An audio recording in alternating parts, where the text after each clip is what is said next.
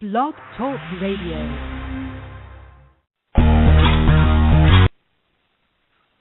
Ooh.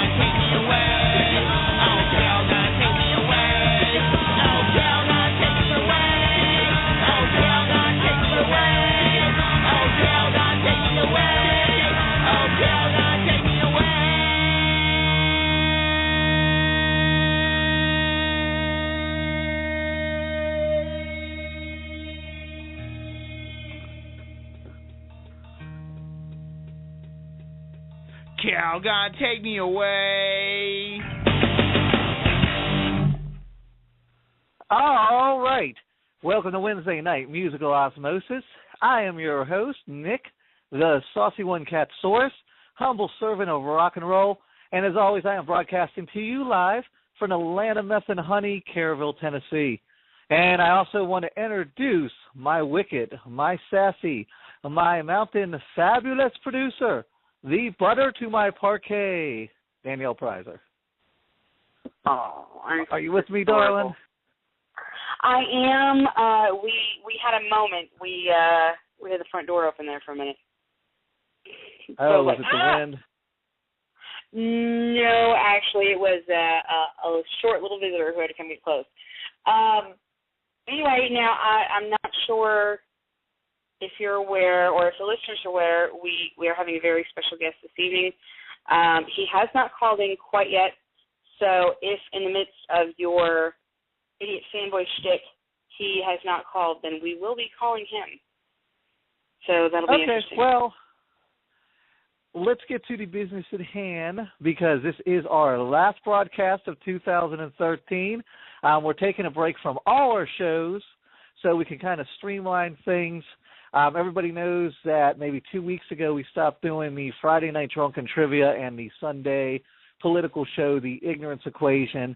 And for anybody who hasn't been following the Facebook pages or Twitter or whatever, the reason we had put everything on hold is because when we started doing this, we were just going to do one show, the political show. And it's basically going to be once a week, me on the mic, just kind of talking politics, maybe taking some calls. Things have really kind of blown up and got bigger faster than anyone probably expected. We didn't have any kind of infrastructure built. So on top of our normal, if you can call it normal lives of work, kids, you're in school, all that good stuff, we were also we also put up the Friday Night Drunken Trivia show, which is your baby. And I started doing a music show because I was like, well, if I can get people, like Titus and former mayor Richard Muty on the Sunday show, let's do a show where I can just fanboy out and have people that, like, just totally floored me growing up as an artist, music-wise. So the other two shows we put on hold because we have to get sponsors. We put the YouTube channel up, working on the Roku channel, and a ton of other stuff. And we had to get guests or contestants rather, and write questions. You had to write the questions for Friday night. Mm-hmm. But the music show, I could kind of chuck along and kept doing because all these bands I've listened to for 15 or 20 years. I know everything about them, so it wasn't like I had to do a whole lot of preparation for this. It's just kind of like get on there and talk to them about, everything that I've always been a fan of, I guess. But we've got great stuff coming up next year on musical Osmosis. I believe I got the okay from the Vandals, and then I haven't heard back with a confirmation. I was going to try to do one more show this year, but I think they're going to get pushed back to January. But as far as the big guest on musical Osmosis in January, would you like to let the audience know who that is? I would absolutely love to. We are just waiting to make sure that they can make the date that we have chosen, but we will have the Flowbots on our show. Abso-flippin'-tootly. And I'm so excited. Excellent. I can't even stand it. Yep, absolutely. And on the Sunday show, we are going to have actress/author Jamie McCall. We are going to have the star. Yep, she's actually a stand-in, so she was on the set but not actually doing acting in that particular episode. We are going to have the writer and the star of the movie The Dirties on our first show on Sunday. Who else? Chris Naravano. I always butcher his name. Novembrino. Don't Worry About the Government. Mm-hmm. We'll be on the second show. Yep. Then we're going to have Jamie McCall and then Charles W. Thompson, who is the author of the book you are reading right now, I believe. Is that right? Indeed. You're reading his now about the Government Worth Kennedy Saving. assassination? No, okay, that's it's that one. Government Worth Saving, that one. And also, we are going to have a good buddy of mine who's very involved in helping the needy, helping the hungry. Andrew Gimme of Honored Way Production will be on the first show in February. And last but certainly not least, your baby, first Friday in January, Friday in January. 3rd. Who am I playing in Drunken Trivia?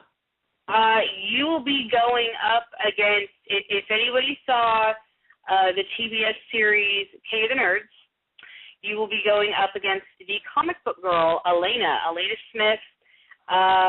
She was one of those who she got on the show for her mind. I mean, really, she is the comic book guru, and so we are going to have a comic book themed show in its entirety.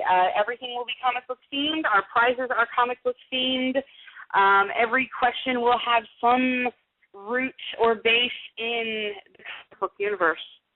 So we are going to have a ton of fun with that. And absolutely. Direct everybody where they can keep up with us during the holidays, since this is our last live broadcast to the first.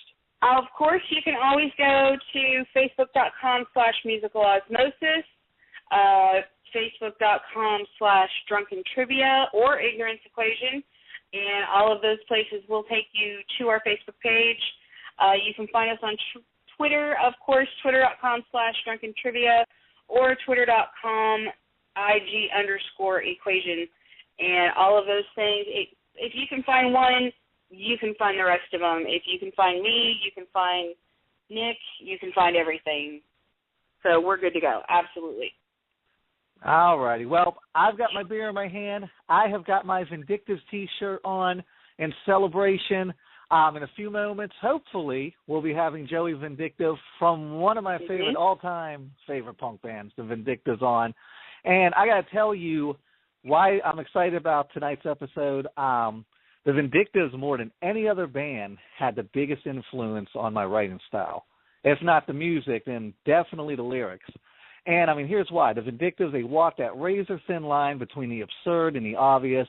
And while they're staying true to that crass, snotty, vindictive sound, at the same time, they're not afraid to take a chance and do something completely unexpected, like their album Music for Robots, which this is kind of like, it's their older songs, but they redid them, no lyrics, just electronic, like Xanadu type music. Kind of sounds like the old Marble Madness game, like in that vein, but it's all classic Vindictive songs. It's awesome.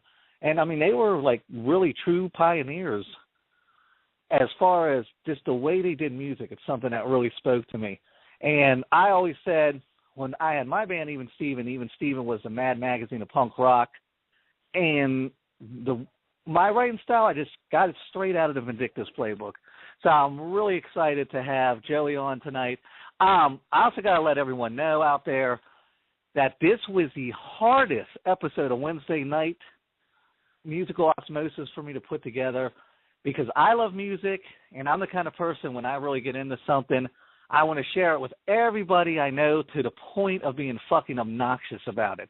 So the challenge for me here is, in a short hour that I have to sum up why I love this band, and like playing 2 or 3 songs and asking about a dozen questions. And usually when someone says, what's your favorite couple songs by so-and-so band? I could be like, oh, yeah, Pennywise, Badge of Pride, and Broheem, or No Effects, like Bob and Franco Un-American. But with the Vindictives, I have like at least 20 favorite songs, and they're all my favorites for completely different reasons.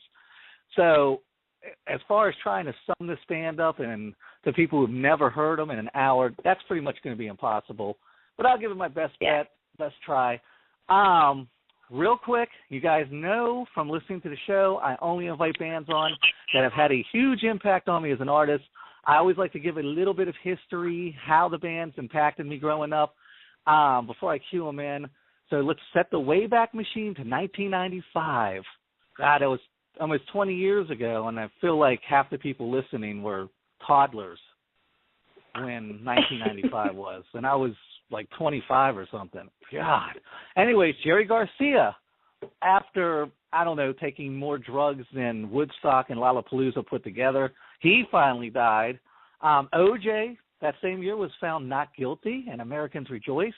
And also in 1995, just for a little bit of trivia, one of my favorite movies came out, The Usual Suspects, hit the big screen. And believe it or not, the Vindictives was actually not introduced to me by Pat Sheehan. One of the few punk bands that I know that I can't contribute to getting to know through Pat Sheehan. Actually, our first singer, my buddy Jason Budd, introduced them to me. And I remember we were driving around. He popped the Vindictives in, the many moods of the Vindictives. And usually it takes me listening to a band a few times before I actually really get into them. I have to have that familiarity. But with the Vindictives, like, it was instant. Like, every song just rocked me, where I was like, holy shit, who are these guys? And I can't honestly remember any time between 95 and 2002 that I went to a party or that I was, like, going on a road trip with my friends that the Vindictives wasn't a soundtrack to. Like, that album, The Many Moods of the Vindictives, and No Effects' Punk and Drublic, those 2 albums were like the soundtrack to my youth. Anyways, that's all with my idiot fanboy. Let me go ahead and cue in Joey. Give me a second to pull him up here. All right, hello. Joey Vindictive. Are you with us, sir? Yes, I am. All right. Thank you for you? calling in, Joey. I'm a longtime fan. How are you doing? Good. Yeah, we've been working most of the day, and this is my break. Right on. Well, I hope to make it enjoyable for you. You heard in the monologue, I'm a huge fan. I wanted to ask you right off the bat, because I noticed your music, there's almost something vaudeville about the way you guys present your music and your lyrics, that I want to just talk about your unique sound, the harmonies, the way you do punk rock. Was this something you intentionally set out to do, or is this like a lot of Chicago bands have that super high energy type of sound? Was this just indicative of where you grew up in Chicago, or was something you set out to do, or is this just kind of natural progression of the Vindictives? How did you get there? Well, about 10 years before I did the Vindictives, I was in a lot of hardcore, like, punk rock bands. Victims of Society was the only one that resulted in an album, and that was at a time in Chicago when only a few bands had albums out. It was kind of a big deal to do that. So I spent a long time doing the hardcore thing, and there's a lot of energy required there, and definitely. Yeah. So with the Vindictives, it was, nothing's really. Well, I guess some people are very conscious nowadays of what they're doing. Like, we want to sound like this band or whatever. I really wasn't planning really too much of it. I mean, and I think that's really the only way you can write good songs is you just have to write whatever comes to you and work with that. Too much deliberation on it is gonna fry it and make it sound phony or whatever. And so I'm a big music fan, record collector, so I do a lot of analysis of other music, but I try very hard not to analyze my own. Right. Now, I know you were heavily influenced by the Ramones. How does that seep into your music without totally kind of making you copy or emulate them? How does it influence you without you actually kind of going after the complete sound? Well, again, back in the early days of the Vindictives, like, there wasn't this whole cult of Ramones thing yet, and there wasn't Ramones clones bands or any of that stuff. As a matter of fact, in Chicago, and back in the early days, you wouldn't find many people who would accept the Ramones as a punk rock band because they had long hair and they didn't fit the trappings of. Chicago had a very strict code back in those older days. So you mean in the actual punk scene, they wouldn't accept the Ramones as a punk band, not in like any kind of commercial sense? Right. You didn't see people at punk rock shows wearing Ramones T-shirts, and right. So it was sort of. And back then you didn't see really any commercially bought T-shirts because everybody just made their own. Like, I remember when, like, bands first started coming out with screen printed T-shirts, that they did themselves, and this was in the early '80s, and it was like, wow, that looks like a real T-shirt.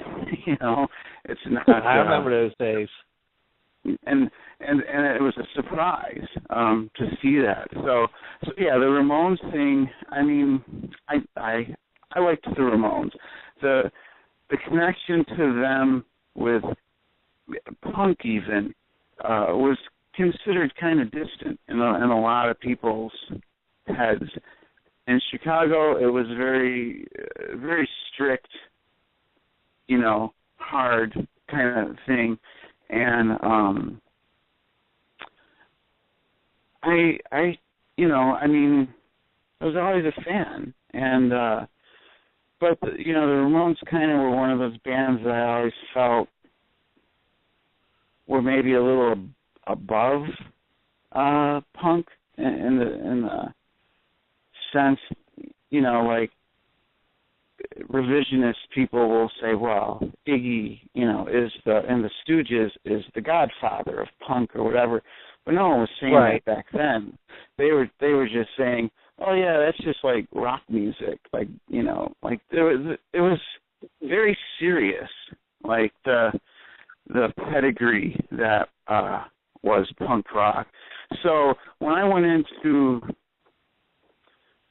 start the Vindictives, it was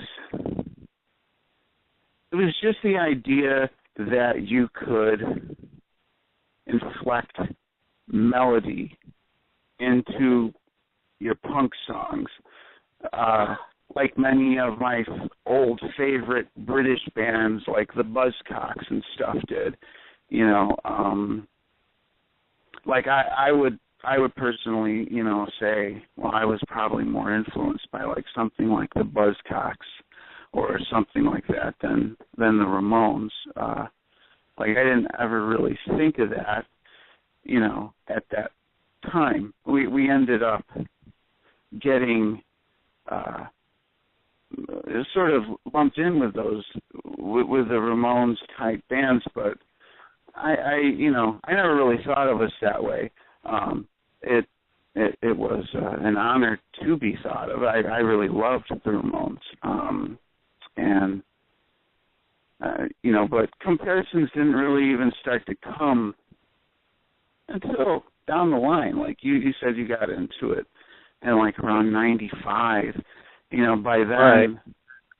Everything, the large body of our older work had already been recorded, and it was like it was sort of changing gears at that point in the band. I was very ill at that time in '95, and it was a rough year. And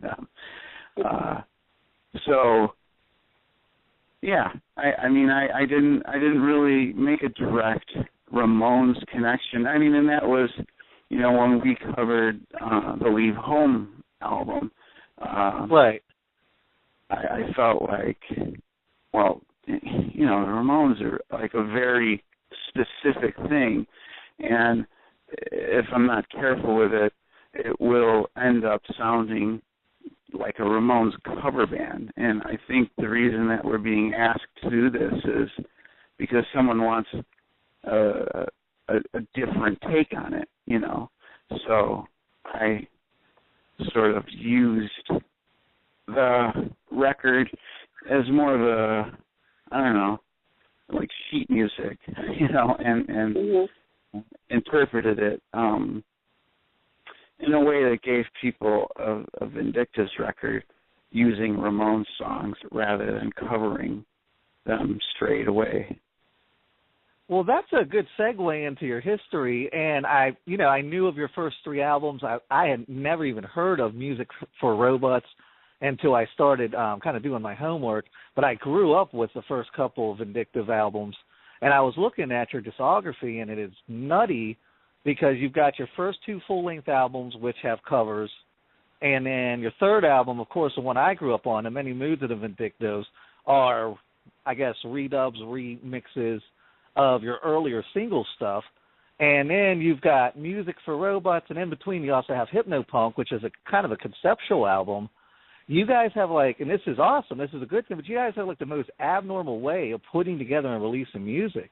Was this by design that you did two cover albums and then you did The Many Moods and then you jumped into a conceptual album? You've just never really done a straight away, here's 15 new tracks album. Well, it's again, The Many Moods of the Vindictives is a compilation of all of our early 7-inches and EPs and songs that were on comps and things like that. And so that was all the stuff that came first. And it didn't get wide release.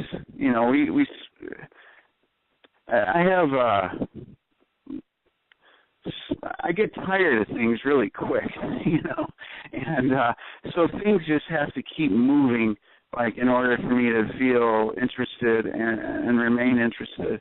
So we were just putting out a new 7-inch every few months, and keeping that nice and steady. So I think a lot of people, think of Party Time for Assholes and the Ramones Leave Home as our first stuff. That was all done after we had spent a long time working on, doing all the original stuff and everything. And there was quite a bit of time in between there. We're not even really playing very much by the time those records came out, just at how quick things went, at the pace that things went, it was important for me to just keep things moving quickly. Again, like I said in the beginning about consciousness, the best way to, not get self-conscious of your own music is just to keep moving really fast and doing something new all the time. And definitely. Yeah, so, I mean, all those other titles that you mentioned, it's like, I mentioned I'm a record collector, and so I like a lot of different types of music. You mentioned Muzak for robots, and right. Like, for me, that instantaneously brings into my mind Unplugged, which was, it was like I heard some acoustic covers of some punk songs, and I was like, oh, it would really be cool to do some of our songs acoustic. Like, what would that sound like, And we didn't want to just go into it with a like sort of folk strumming kind of thing. We were like, but let's do it like completely unplugged, not an acoustic guitar with a pickup in it. Let's do everything unplugged, all 100% acoustic instruments. And so, I mean, we pitched in our money and hired a Russian violinist. We nice. did the guitar's finger style, which is classical. And, so everything was done really just completely organic. The only electronic equipment allowed was the microphone. And so upon finishing that, I started to think about, now what would be the opposite of that? I liked a lot of the German krautrock bands and things like that, and I was like, what would be the opposite of Unplugged?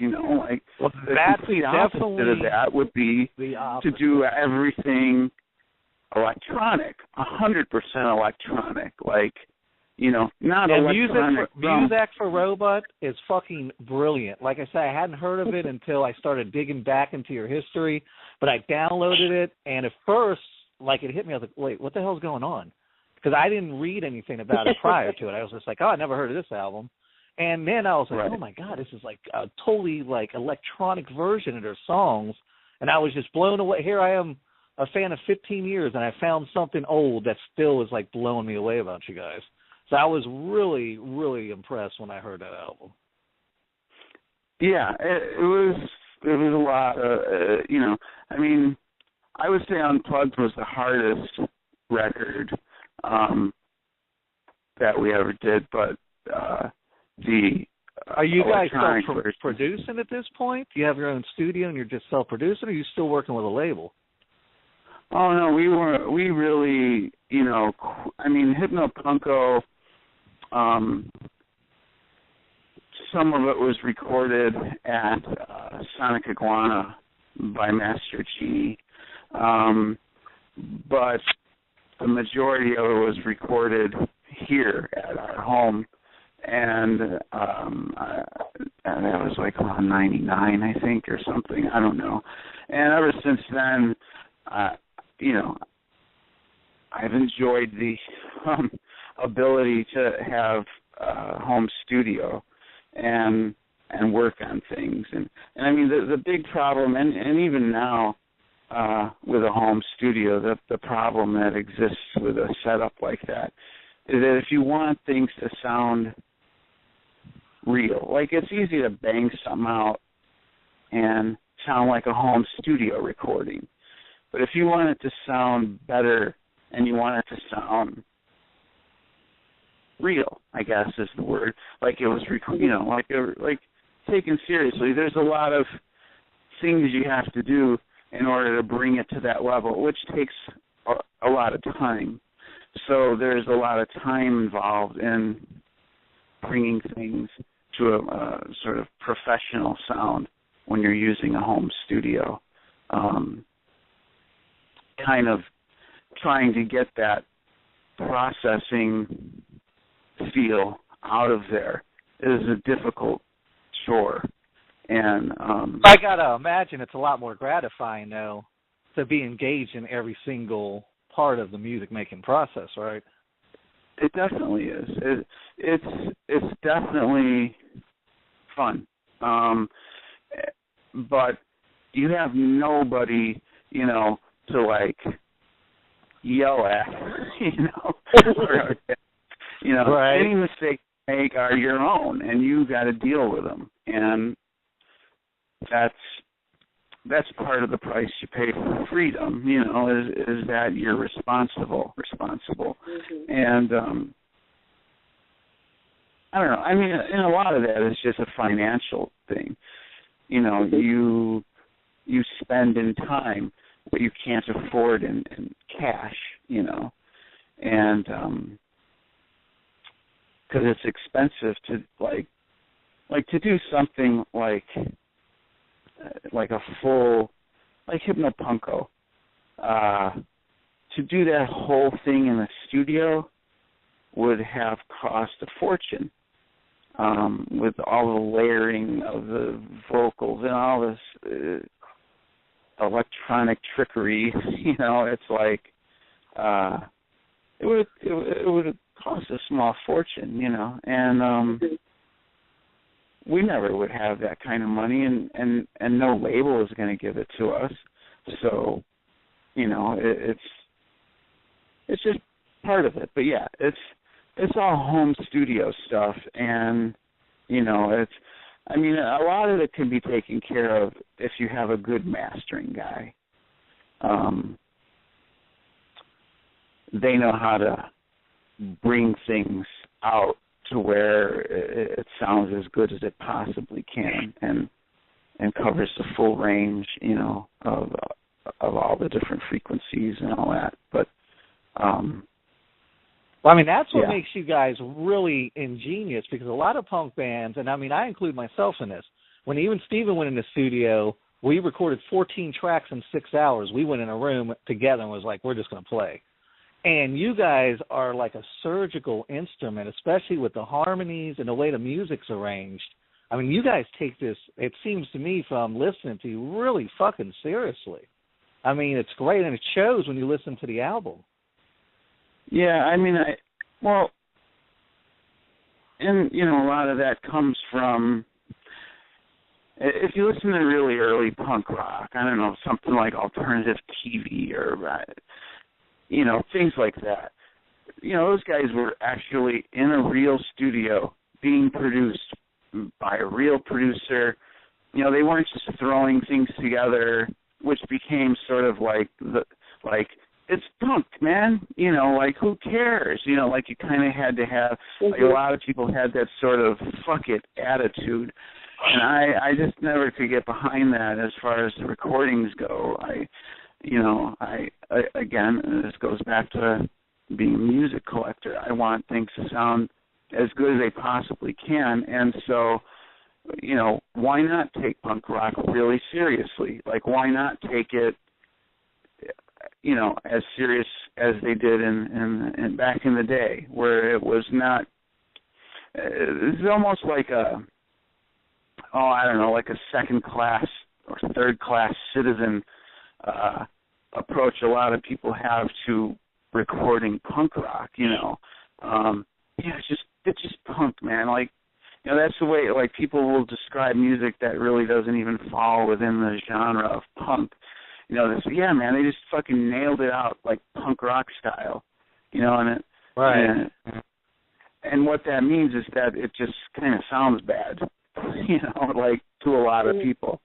And I wanted things that would stand the test of time and that would sound good, because it's important to me, And so you spend extra time. Well, that's why you guys were the soundtrack to my youth, and even Steven sold like 12 albums for that exact point, because I don't think we took it seriously. We just kind of did our thing, threw some songs together, went out and played shows. We pounded the pavement, but we didn't have that precision that you guys had. So, I mean, it definitely paid off in the long run, I feel, as opposed to a lot of bands that I grew up with that just kind of threw it together and was like, okay, I'm in a punk band now. Yeah, and I mean, I guess it can be fun, you know, to be in a punk band under those terms, but, like, you know, why not step it up a little bit, you know, and, like, put some more I mean, I took effort the in. writing seriously because I was always a guy that was, like, more into lyrics than actual music in any genre, and that's why I love the Vindictive songwriting style. I mean, it's just so crass and like, so snotty in your face, and just kind of makes you look at our culture in this warped mirror. So definitely lyrically, I labored over my lyrics, but then when it came to the actual music, like I used to tell people, I'm not a bass player, I'm a performer. I'm a writer and a performer. I picked up a bass because it was the easiest instrument. I just want to be on stage, and I just want people singing my lyrics. So, I mean, that was kind of my approach from it. And here's the thing, though. People pay attention first to the music. If you don't have good songs, they're never going to get to the lyrics. You know, like, they're not going to hang around long enough to really spend the time deciphering the lyrics. You know, so you have to make, you know, I mean, you got to make really good songs, you know.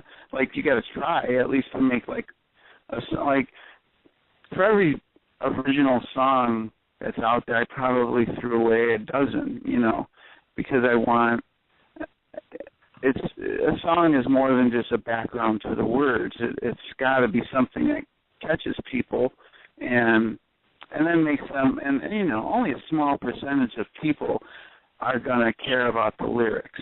Like, even bands that they love, they don't really delve into them that much, you know. And yeah, I'm primarily a lyricist, I like to think, and so I wanted good enough songs that would make people want to check out the lyrics a little more, you know. And you can attract people.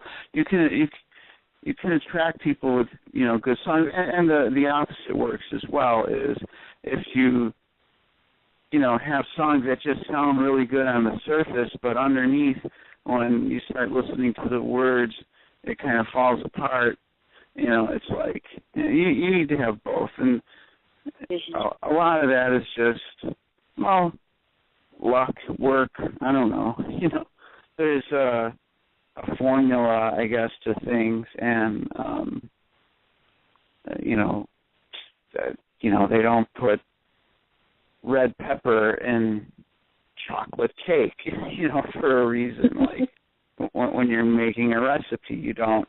I don't know. So you try to find all the ingredients that are going to make it work, and but you know, at the same time, if you're not surprising people, again, I can only comment as a fan. I'm a big music fan. I love, you know, I mean, I love music, and for me, I want to be surprised. Like, when I buy a new record by a band, I want them to surprise me. I want to be guessing. What is this going to sound like? You know, it's like, oh wow, I'm really, you know, curious. And you know, you're asking people for $12, $15 to drop on your album. You should deliver something that is worth it, you know. And I've always felt that way. It's I don't know, it's like I guess it's kind of like a blue collar sort of way to look at it. But, you know, everybody's just fooling themselves if they don't realize they're selling something. You know, you are selling something. And you know, it's like when you spend the time, when you sit down to write a song, you need to be conscious of the fact that if you're going to put that on a record, you're asking for someone's money in return for that. And money is hard to come by. Some people, you know, are shoveling shit for a living, you know, and if you're going to ask for their money, you should be giving them something that you really put a lot of effort into, and you know, like that you really care about, that you can defend. I mean, that's a thing about any song that I would write, is that I have to look at it before I'm gonna make it public and say, well, you know, does this make sense, or is it just a lot of words that sound cool together? You know, I have to be able to explain it, at least to myself, so it has some sort of honesty to it. You know, and so looking back on your body of work, do you look back now and say, damn, I wish I stuck that song on that album, or I wish I never let that song get onto that album, looking back? Or are you pretty happy with all the choices you made, since you do have so much material that you just kind of put to the side? Well, yeah, I mean, that's one of the reasons why I never hesitated to throw things out, because I had been in a band before, and I knew what it was like to, you know, have a I mean, you know, back then it was really hard to get on a stage, you know, like you played basement parties and loft parties and things like that. And the worst thing was having to stand up on a stage or on a whatever with a microphone in front of a bunch of people and sing something that you felt kind of sucked, you know. And so that was a mistake I was never going to make again. I can't control how other people are going to feel about what I do, but I'm going to make sure that I feel good about what it is that I'm saying. I'm never going to be in that position when I have to do something that I think is just kind of, you know, not too good, kind of sucks, you know. I wanted to be proud of everything, so, you know, and throwing away tons of songs is a great way to do it, you know. You know, if they're not working after a certain amount of time, you shouldn't have a lot of patience with them. Just throw them away. If they're good, the good parts will come back to you later, you know. I mean, that's what I've learned, you know. So discard quickly. That would be the advice I would give anybody writing songs, you know, especially nowadays where there's just so much music on the internet and everywhere, and there's a lot of it that's just poorly thought out, and it's just clogging up the things for people who are taking it real seriously. You know, it's like you should really give it your best effort. And I believe that everybody has some good songs in them if they really, really want to work at it. And you know, it's a neat way to sort of preserve your expression at a certain point in time. I mean, in my memory, when I think of things, I kind of think of things in terms of bands that I was in or songs maybe that I was writing at the time. It's hard for me to think of years and things like that. It's more like, oh yeah, that's when I was doing this thing or that project or whatever, you know. And because it's a state of mind that kind of encompasses the way you feel when you know, wake up or go to bed or whatever. It's like you're kind of in a certain place that whole period that you're writing something. And I think I've veered off, but yeah. No, you're good. I mean, that makes a lot of sense, especially like to me, because, you know, Nick's on the side of, you know, he is a punk musician or was whatever, and, you know, he wrote that kind of music, whereas, you know, I'm on the side of I sing, that's it. You know, I can't sing it if I don't feel it, but it has to be fun. I have to enjoy it for whatever reason. So it's like, you know, a lot of, for me at least, everything of yours that I really liked was because I was like, hey, that's fun. You know, the first couple seconds is like, oh, yeah, that's kind of cool. And it stuck with me because, you know, not necessarily because it was, you know, cookie cutter, but because, like you said, you're always trying to do something a little bit different and really trying to give people something for that hard-earned money. And it's like, well, hey, this is different. This is new. This isn't sellout. This isn't every single other thing that you've heard on the radio 500 times today. This is something just a little different, a little better. And the energy level, hopefully you can always crazy. Like I said in the intro, usually I have to hear an album a few times to really get into it. But you guys' energy was so high. Like I loved your album immediately, and that only happened a handful of times in my life where I heard something the first time and I was like, "This is awesome." So I mean, definitely high energy. I appreciate the encouragement. Yeah, I mean, all right, well, I don't know. I do.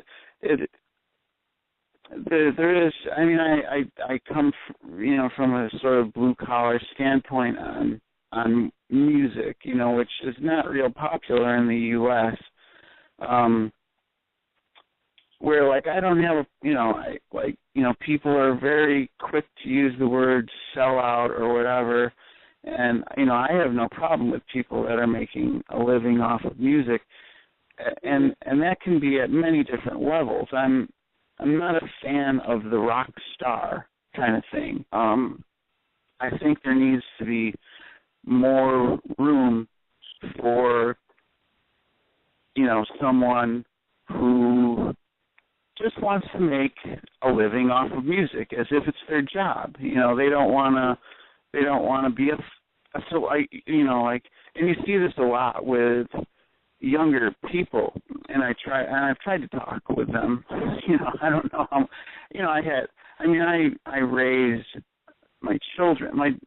My daughter's going to be 33 years old, and I had kids very, very young, and let's just say, without calling my wife ex-wife a crack whore, that she wasn't a very participatory parent. So I was raised. I was raising my kids on my own until I met my current wife, and we're approaching our 25th anniversary. Wow. I've never done anything for 25 years. Job, girlfriend, nothing. I can't imagine. They're approaching their 25th anniversary. I mean, yes, they are. That's coming up 2015, and we have some fun things planned out for that. But I mean, you get older and you find, and that's a thing. Like I was saying about blue collar. Like I know musicians who have an attitude of like, this is what I do for a living, and that I find that a really honorable and artistic sort of way to live a life. It's like, when Green Day started to make it big, become celebrities or famous or whatever, it became the goal of every young band they thought they were going to become famous rock stars or something, and now, were you on Lookout the same time when Green Day was on Lookout before they broke big, or? We were on the label at the same time. And how did that impact you and all the other Lookout bands when they finally broke through? Did that change the whole philosophy of that record label at that time? Well, I think some bands thought that just being associated with Lookout meant they were going to become the next rock stars or something like that. But the majority of people kept their heads on their shoulders, and I didn't have any bad experiences with Lookout. They were always, my person there, was Chris Applebrand, and he became the president of Lookout after Larry left, and nothing but good things to say about them. They're, they always treated me fair, and things started to fall apart with Lookout at a certain point.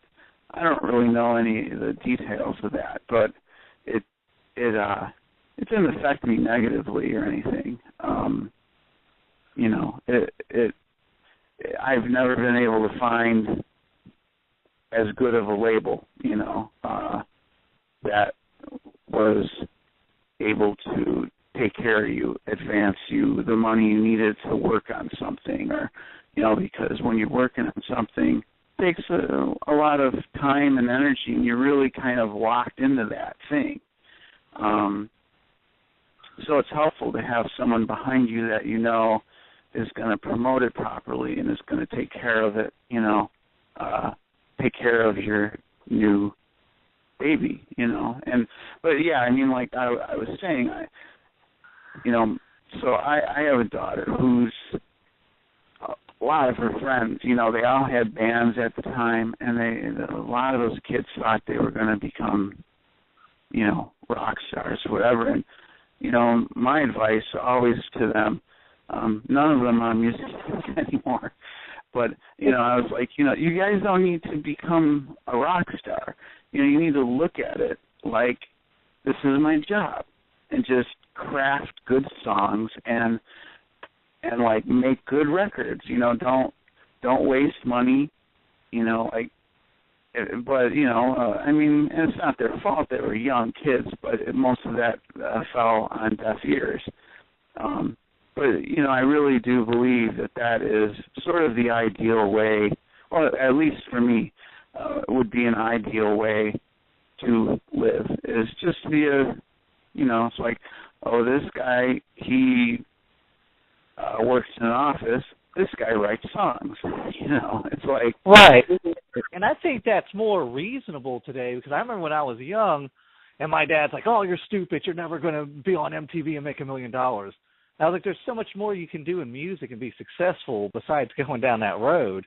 But it didn't seem real to anybody back then because you were so disconnected from the process. Now that you have the internet and you can put stuff on YouTube and self-produce, and it takes, the whole DIY thing to a brand new level, now I think people are starting to come out of that fog and say, you know what, I can make a living, the same living as a plumber, doing what I love and traveling and having that experience, and I don't even have to shoot for Rockstar. I mean, with everything that's happening with the death of Tower Records and the album, that's not even a realistic goal for people anymore. So, I mean, in that small way, the internet's been a positive on music. Probably. Yeah, I'm very pro technology. I mean, I wouldn't be able to have, recorded half the stuff I have if it wasn't for modern technology. Like, I know you were curious, like, what happened in between the 90s, Vindictives, and lately, and I've just been in other bands. I've been doing other types of music, and I just didn't use the Joey Vindictive name because I felt that misrepresented what I was doing. But like one of the bands that my pet band, my favorite band that I am in, other than the Vindictives, is Fairy Wonderpuss, which is a more hard rock kind of psychedelic, I guess. I really have a hard time describing it, but we've put out a few releases, and we're coming up on our 10th anniversary, and going to be releasing some EPs, like a compilation of things, sort of like the Fairy Wonderpuss version of the Many Moods of the Vindictives, I guess you could say. Nice. It's a compilation of things that we've done in the past 10 years, and we're also working on. Do you feel like album. No matter how successful you get in other bands, that you're always going to come back to the Vindictives, that's just kind of embedded in you? Well, I actually thought it was all over with the Vindictives. I mean,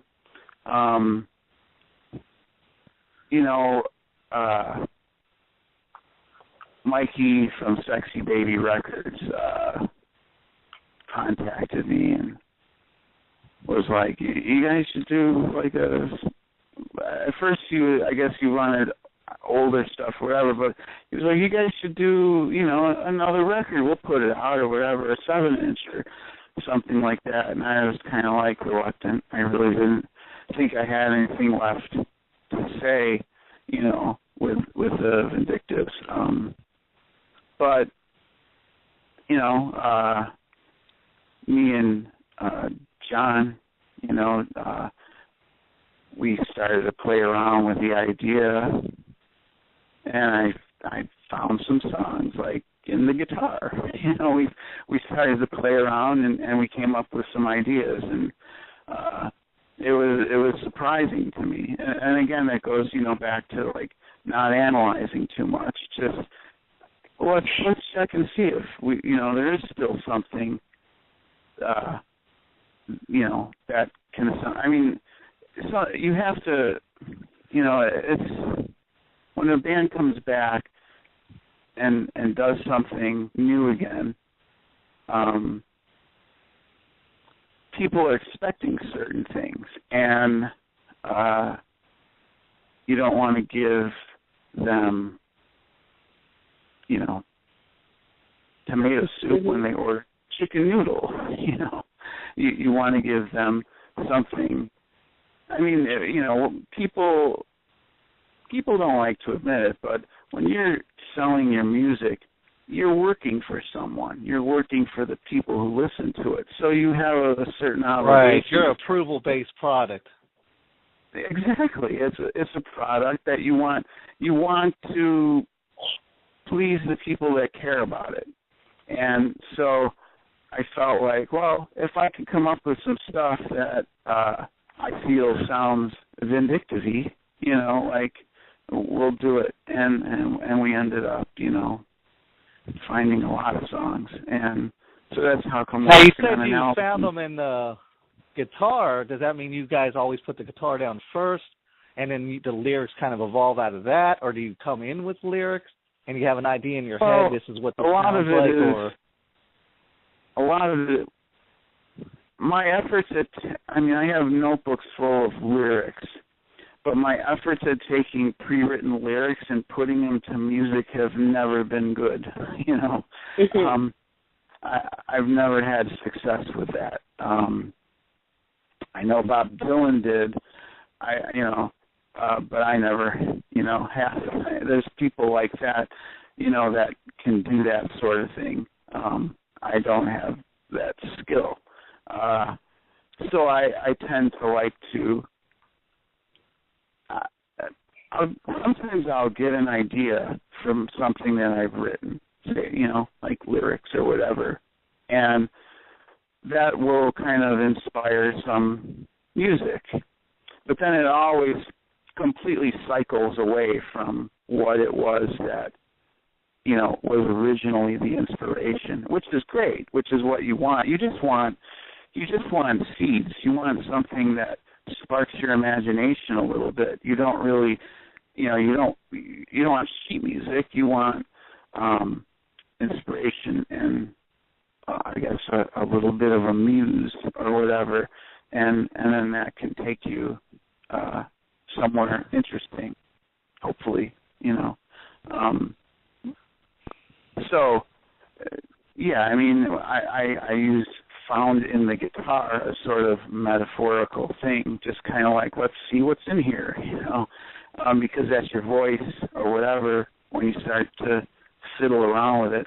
I do get stuff, melodies or whatever, in my head, and I'll hold on to them. Johnny is a much better musician than I am. Like, I'm not even a musician compared to his musical skills. I'm a songwriter and a lyricist, but like he can actually play the stuff that I write. Like I can't really play it all that well. I can sit down and write something that has parts to it, and then I can, count on him to actually be able to play it fluently, and so then we'll work on it from that point. but I can put down notes and a rhythm that gives me something that I can write lyrics to, you know. But, you know, I mean, Johnny's one of the best people that I've ever seen in my life, and so, you know, it's really helpful to have someone that can interpret your work, like, and make it sound like a real song, you know. And a lot of times I don't even know if I have anything until I see him trying to play it, and it's just not working, or it is working, you know. So it's you know, and you do want to try to surprise yourself. I mean, you need to leave enough room in there. I mean, you said, yeah, it was high energy and this and that.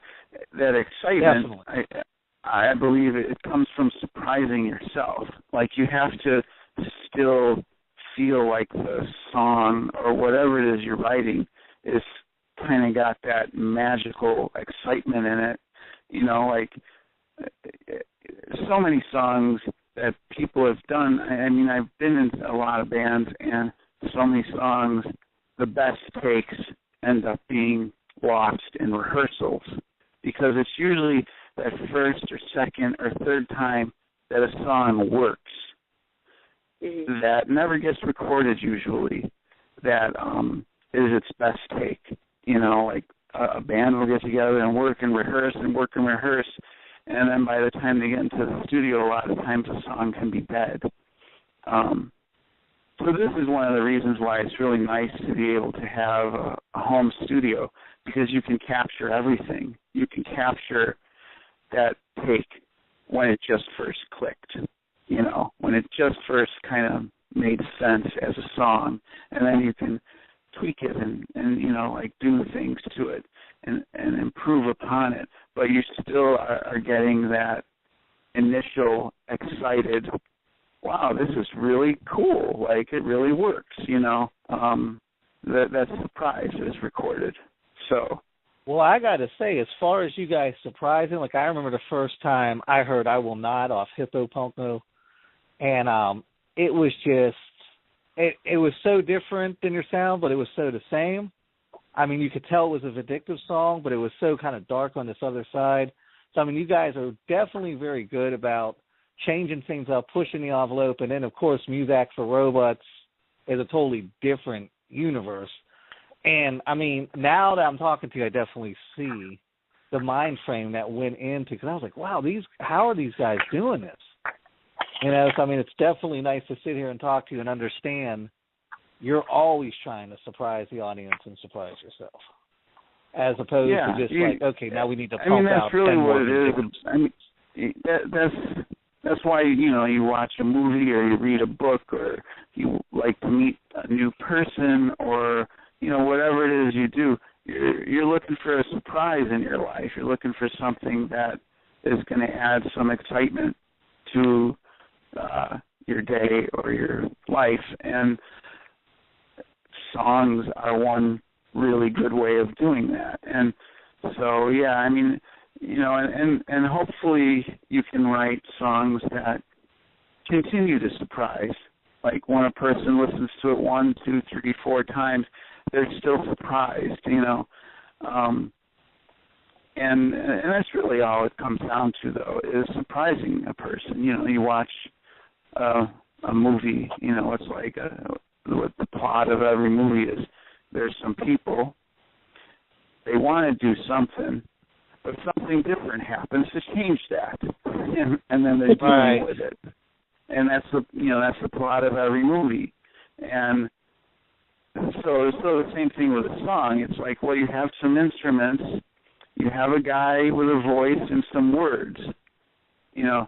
So the trick is to try to make that surprising in some way. And, you know, as time goes on, I think it gets harder. If you know, I mean, I follow other types of music besides punk, and I love the way, I think right now is like the best time for music there has ever been, because you have so many people trying to, they're combining all these different elements that they grew up with. I mean, you need to remember, rock and roll is not that old. I mean, it's not really that old. It's from the 50s. So you have people now combining all kinds of ideas, the widest amount of ideas that have ever been on the planet. And they're combining them all together to try and make something unique or surprising. And we're also in a time period where that's more acceptable, because I remember back when I was a kid, everybody was diced up into little groups, and if you even tried to cross over, you're pretty much, you're a poser, get out of here. How dare, like the first time I wore a Beastie Boys shirt, people were on my ass. They're like, do you like the Beastie Boys? Like all my metal friends when I was in high school. And I was like, do you understand Kerry King plays guitar on this album and Rick Rubin is the producer of it? But they didn't care. Yeah. Like, things were so divided back then. So you definitely have a willingness now for people to say, I'll listen to anything. I don't want to be boxed into, like, one particular label. So, I mean, you're right. That's awesome for someone. That's awesome for someone like me, because I like a lot of stuff, And that was what I was talking about when we first started to talk, was that, like, the Ramones had melody, and they had hooks, and they had, they didn't play a million miles an hour. They had mid-tempo, like, pop, really pop songs. Like, if you listen even to, like, the Sex Pistols' first album, or, only album, it's a pop record. It's just played, they have a nasty-sounding singer and stuff like that. But, so the Ramones, were not a real acceptable thing in Chicago punk. I think because it maybe wasn't harsh enough, and right, image was everything back then. Yeah, there was very segmented, rigid rules to what you could listen to. It was like, a big deal to admit that you listened to other types of music besides punk rock. Back then it was like, coming out of some closet or whatever. I enjoy other types of music, and that was. So in the earliest Vindictive days, did you guys get any pushback from people that are like, "What are you doing? This isn't really hardcore punk rock"?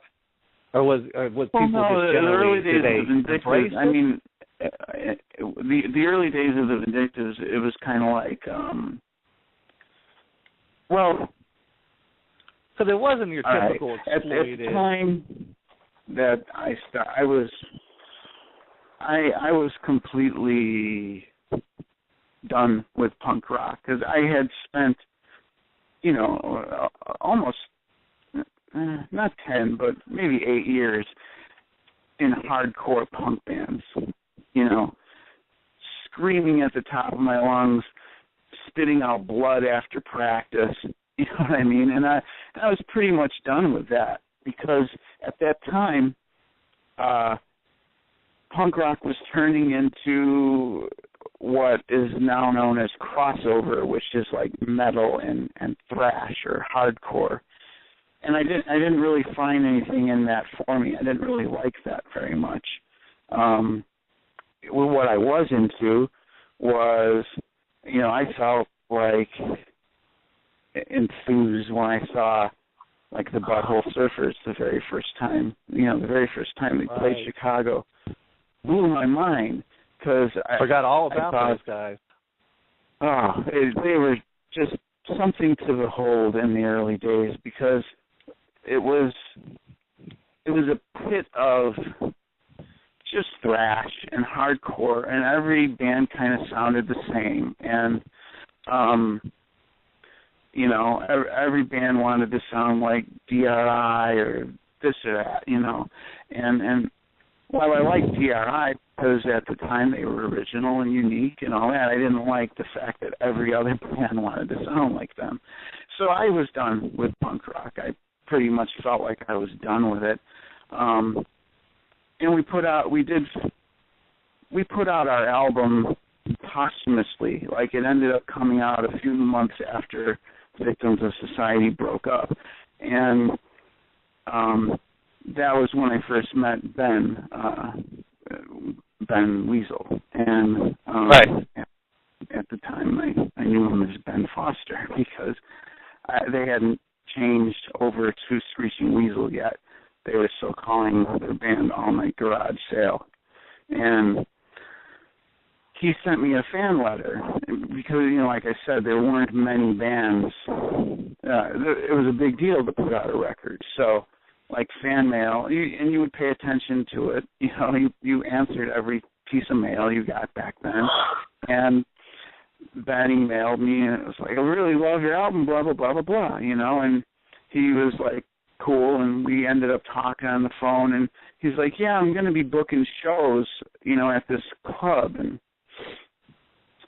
I wasn't very interested, but he kept calling me, and inviting me Was out. he in the neighborhood? How far away was he from me? Was he inside Chicago? Well, 45 minutes or something like that. And gotcha. So we had become pretty good friends just by talking about shared, love for certain books and movies and bands and things like that. And it hadn't occurred to me that punk had progressed. I felt like, well, this is just going to be another hardcore band or whatever, And so I did go out to a show, and he introduced me to this whole new sort of scene of bands that had melody in their music. And so then the second time I went to where he was booking shows at Dirty Nelly's, Screeching Weasel played.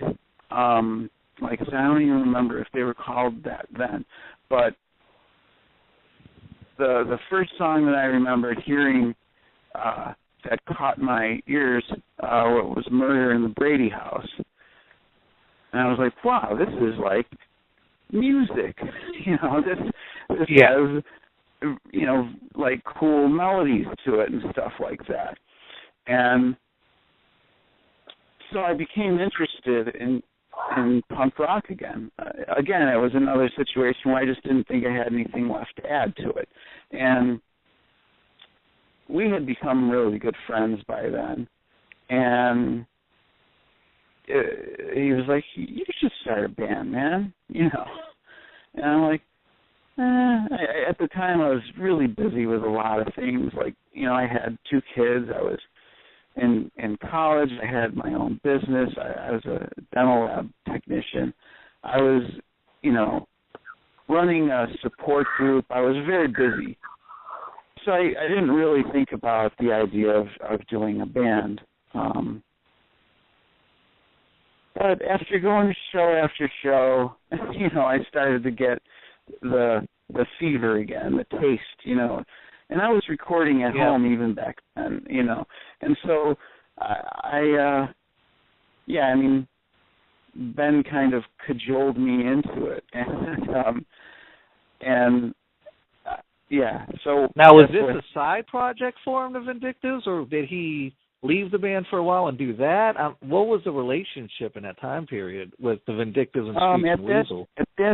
At that time period, Screeching Weasel, I believe, was on hiatus. Or no, I think he was doing the Gorgor Girls at that time, which was a side project that he was doing, a really good one. I liked a lot. And I started the Vindictives. I don't even know if I had a name for it yet. I had Dr. Bob in the band. He was the first member. And we would work on, just him and I would work on his back porch on songs. And I needed a second guitarist to, fill out the sound. And Ben was always good as a resource, like call this guy or check this guy out or whatever and see, So I said, hey, Ben, any people that would play rhythm guitar? And at the time, he had never played really, rhythm guitar in a band or anything like that. So he was like, oh, I'll do it. It'll be fun, So that was kind of how, him and I, and it was fun because, it's fun to play in a band with your friends, and right. So that was really the origin of the whole thing, and yeah, it was. All right, well, it was fun. We're almost out of time. I definitely want to get to the new album. Can you give us some information about the new album, when it's coming out, what we can look forward to? Hard to give a deadline on it. Right now I'm working on a solo album. I'm working on a new Fairy Wonderpuss album, and I'm working on Fuck Unicorn for the Vindictives. Wow.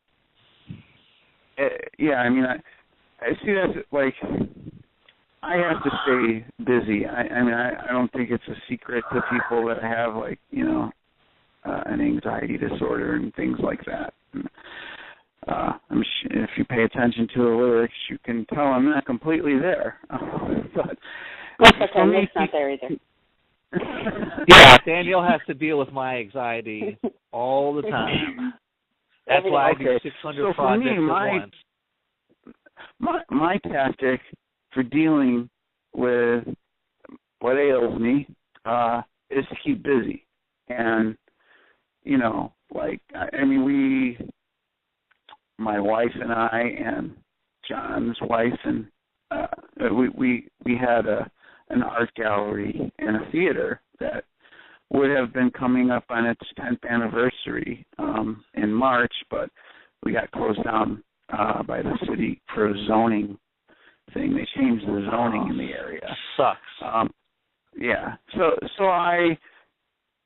we composed a lot of music for live theater too. And recorded it, and that's like I said, one of the great things about having your own studio is that, we were able, like, someone needed music, we could compose it and put it together, and wham, and so yeah, like, I've always kept very busy. It's really the only way I know how to, like, function, is by doing too many things, But it's also great if you have a lot of ideas and things like that. You always have somewhere to funnel them into, which right now is why I find it necessary to have several bands, is that I want to, like, I don't want to put songs on a new Vindictives album, for example, that don't belong there. I want people to get what they want. And so, you write songs and they end up in different projects and different places, The problem is, is with growth, is that for me, like for punk rock or from any kind of rock, like hard rock, or to give it that sort of punkish edge, which is one of my favorite things about music, is I think you should always be working just above your comfort level. So you need to be working a little bit beyond what you're able to really do, I know that feeling. Yeah, and it gives your work a nice edge, and it feels new. Then whatever you're doing has a freshness about it. So you kind of want to try and push yourself. Well, when you've been doing it for a long time, it's really hard to find musicians that can, like Fairy Wonderpuss has 3 records out, but we can't really play live. There's an abbreviated version maybe that you can do, but we haven't, because I can't find musicians that like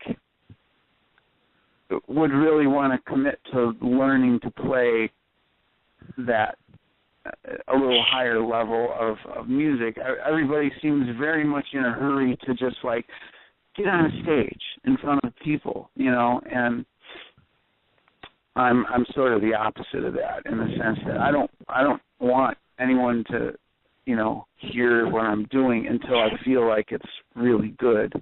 And so I have a lot of songs that I work on. It's just that I need bands that can actually play it and devote themselves to it. Because it's a little more challenging than, you know, unless you're a really good musician, you're not going to pick it up in an afternoon. You're going to have to work it, you know. You're going to have to work hard at it. But that, for me, that turns out great, you know, because it comes out in the music. It comes out as energy, as you mentioned before, that playing above your skill level comes out as trying really hard, and that work, that whole work aspect becomes part of what ends up getting recorded or played live. And so I like that, and that's desirable. But it seems like a lot of people, they don't want to push themselves. You know, they found a little envelope, a little place that they like to play in, and right. They're not, you know, they're not willing to like go further and try to stretch their talents or you know, like try to be better. And you know, I mean, yeah, it just takes a little more work, and you can do cooler things, you know. Well, we are almost out of time. In fact, we are out of time. I definitely want to thank you for giving me a great last show of the year. We're going to be back in January. I got to about a third of the stuff I wanted to get to. If you want, I would love to have you back in January because there's so much more I want to talk to you about. Okay, cool. Yeah, I mean, I'll probably have some good news by January, too, about some of the projects and different things, like where they're going to be at. So nice. Sure. I've got 2 songs here, Joining the Circus, because I wanted to touch on the new EP, and we didn't get a chance to, and I've got Robot Man. Which one do you want to end the show with? Joining the Circus, because it's new. All righty. We will be back in January. This is Joining the Circus. This is the newest one from the Vindictives. Joey, once again, it was awesome talking to you. Definitely had a big impact on me growing up, on my little group of friends. We always listen to you guys, every party, every road trip. Every memory I have is to, you know, any party memory I have from the 90s up to 2002, 2001 has the Vindictive soundtrack running through it in my head. I want to thank everyone for tuning in tonight. Cool. Yeah. Here comes Joining the Circus. We'll be talking with Joey again in January.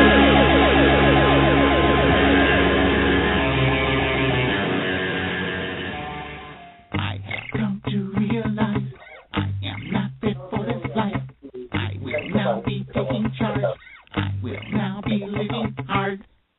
Oh, I'm going to join the circus as a man from outer space. Oh, I'm going to join the circus